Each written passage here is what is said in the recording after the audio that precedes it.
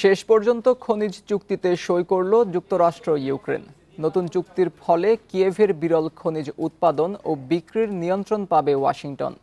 মার্কিন treasury secretary Scott বেজেন্ট বলেন, এই চুক্তির পর থেকে দীর্ঘমেয়াদে একটি মুক্ত, সার্বভৌম এবং সমৃদ্ধ ইউক্রেন প্রতিষ্ঠায় শান্তি প্রক্রিয়ার প্রতিশ্রুতি দিয়েছে ট্রাম্প প্রশাসন।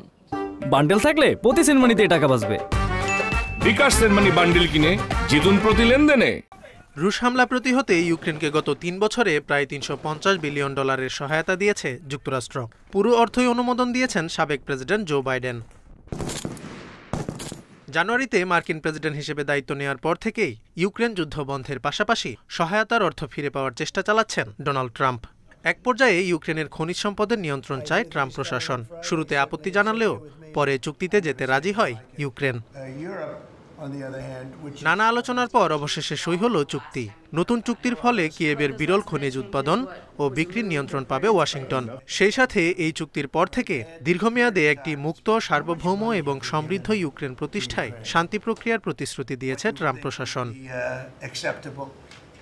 এদিকে ইউক্রেনের উপপ্রধানমন্ত্রী জানান, কিয়েভের পুনর্গঠন বিনিয়োগ তহবিল তৈরিতে ওয়াশিংটনের সাথে চুক্তি করেছে তারা। এতে ইউক্রেনে বিশ্বব্যাপী বিনিয়োগ আকৃষ্ট করা সম্ভব হবে বলেও জানান ইউলিয়া সভিরিদেনকো।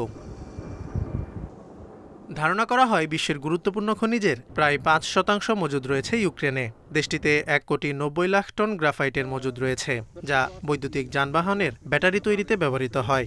আর লিথিয়ামের মজুদ রয়েছে সমস্ত ইউরোপের ১/৩। রেয়ার আর্থ আসলে বিরল খনিজ নয়। ১৭ শতকের শেষ দিকে একে নামকরণ করা হয়।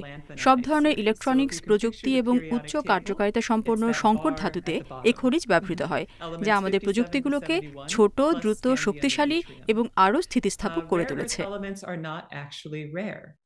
এর আগে যুক্তরাষ্ট্রকে দখলকৃত ইউক্রেনীয় অঞ্চল ও রাশিয়ার ২টি অঞ্চল থেকে বিরল খনিজ সম্পদ উত্তোলনের প্রস্তাব দেন ভ্লাদিমির পুতিন।